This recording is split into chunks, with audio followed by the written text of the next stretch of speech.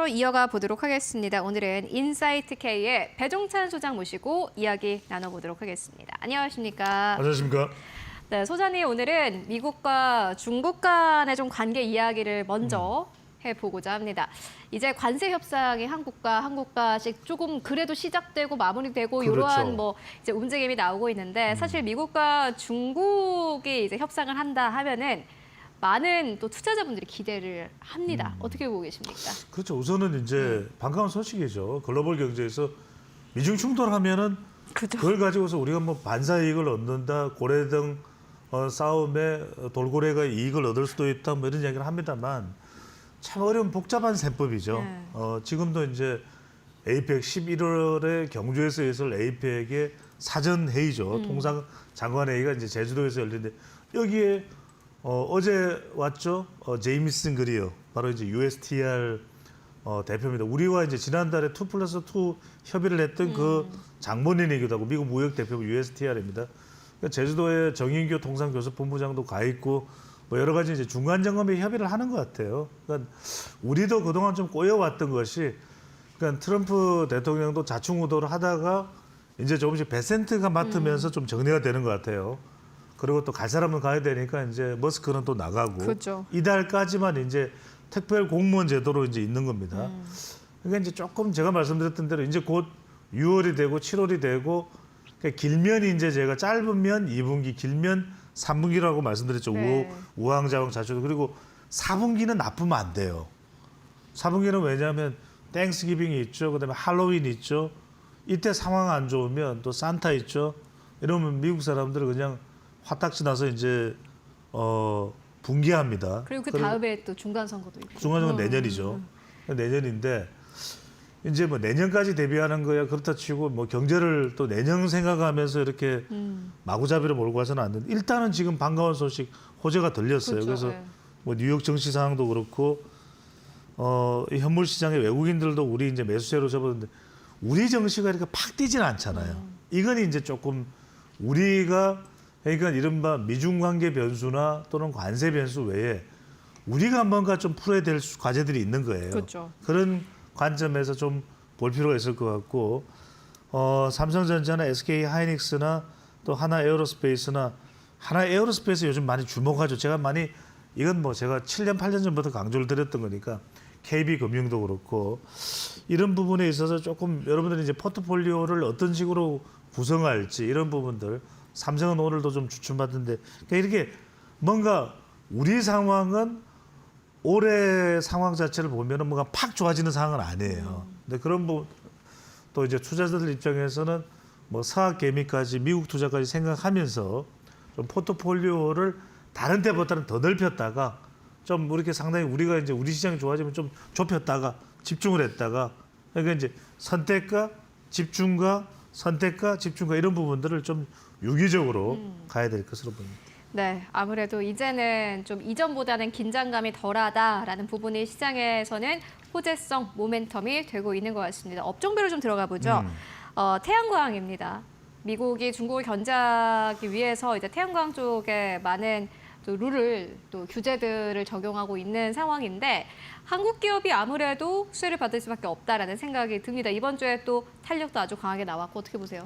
그렇죠. 이제 오늘 제가 말씀드리려고 하는 게 태양광은 업, 그다음에 2차 전지는 좀 다운 이렇게 볼 수 있는데 뭐 그렇다고 너무 나쁘게 볼 필요가 없는 것이 결국은 태양광으로 집적이 된 그 에너지를 미국 시장 같은 경우에는 지금 ESS 2차 전지 시장에도 좀 희망이 있는 거죠. 그러니까 너무 여러분들이 극단적으로 보지는 말라는 거죠. 근데 이제 정책만 놓고 보면 지금 미국이 중국의 태양광 업체에 대한 부분은 계속 견제를 유지해요.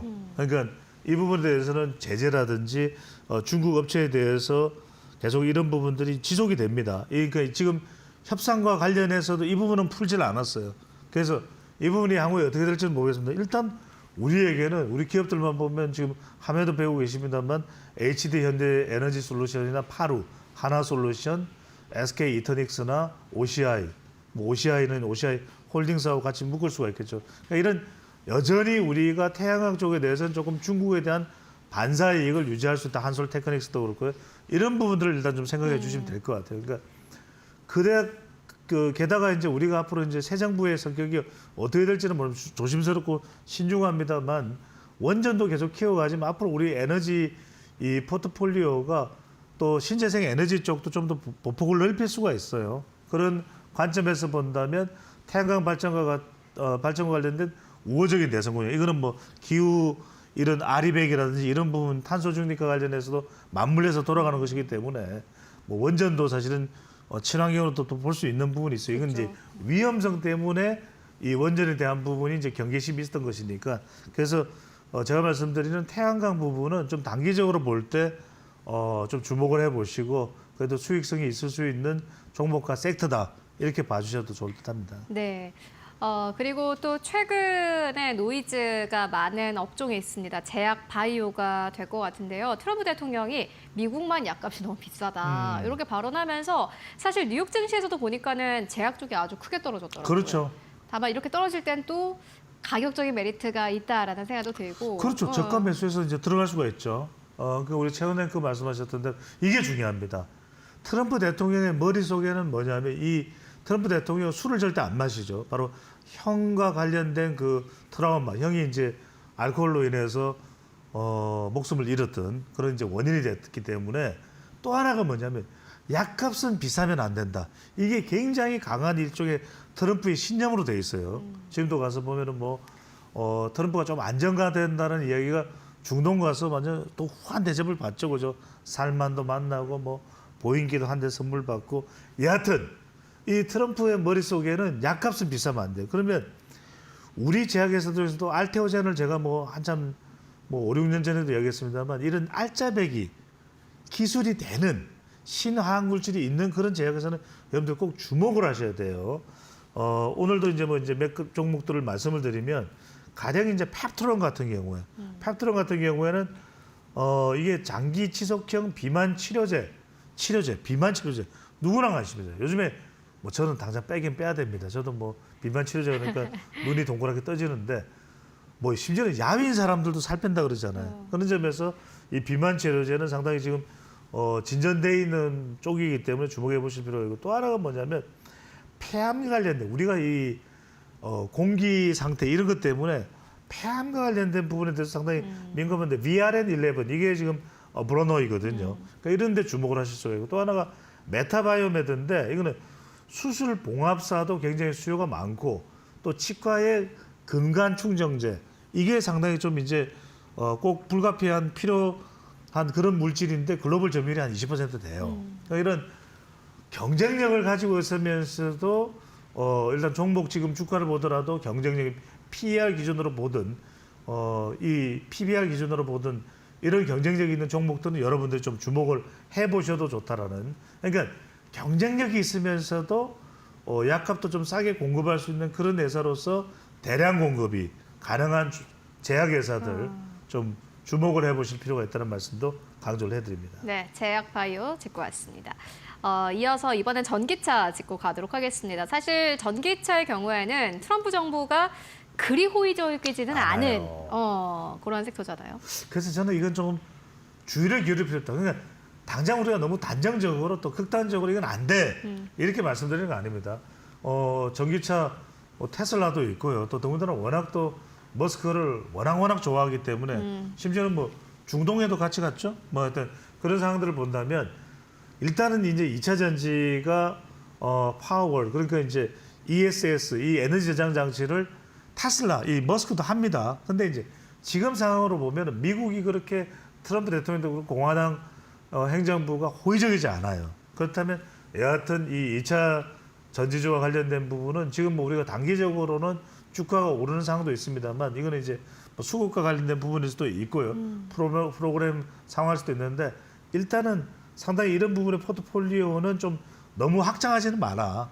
LG 에너지도 있고 기업만 놓고 보면 상당히 견실한 기업들이에요. 그렇죠. 또 대기업들이고 삼성 SDI도 있고 SK 이노베이션도 있고 한데 이제 이런 부분들의 적정량 우리가 이제 포트폴리오 구성에서 여러분들이 너무 많거나 너무 적어도 좀 우리가 이 투자의 가치가 좀 손상될 수도 있기 때문에 적정량을 어느 정도로 구성하는지 이거는 뭐 개인마다 다 다를 수 있기 때문에 이런 부분에 좀 초점을 맞추고 있을 필요가 있을 것으로 보입니다. 네, 알겠습니다. 전기차 쪽으로는 포트폴리오 안에서 포션을 너무 늘리는 것은 좀 주의해 보자라고 정리해보고 가도록 하겠고요.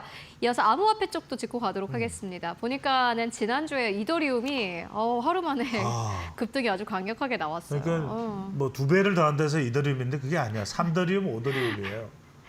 그렇게 될 것 같아요. 네. 그래서 지금 코인과 관련해서는 근데 코인 투자 참 쉽지가 않아요. 이건 또 다른 쉽지 전문가들이 않아요. 사실 저도 뭐 코인에 대해서 가끔 설명은 드립니다만 비트코인 외에 이제 나머지 코인들 알트코인도 있는데 이더리움이 또 다른 코인도 나쁘지가 않아요. 뭐 솔라나나 XRP나 체인링크도 에이다도 있고 바이낸스도 있고 뭐 이제 상승폭이 높지는 않은데 제가 이 말씀을 드리겠어요. 서학기미 차원에서는 분명히 보면은 로빈훗이라든지 이런 거래소라든지 뭔가 코인에 직접 투자하기는 없지만 코인과 관련된 이런 종목들이 있어요. 가령 스트레이티죠. 네, 마이크로 스트래티지. 마이크로 스트래티지 같은 경우에는 비트코인을 가장 많이 가지고 있다는 것만으로도 주가가 오르죠. 그런 또 관련 기업들에 대한 종목들도 당장 우리 시장이 좀 상승폭이 적을 경우에는 미국 미장을 이제 노릴 때 그런 부분들도 좀 노려볼 필요가 있지 않나 조언을 드립니다. 네, 암호화폐까지 함께 짚고 왔습니다. 지금까지 인사이트 K의 배종자 소장과 함께 이야기 나눠봤습니다. 말씀 고맙습니다. 고맙습니다.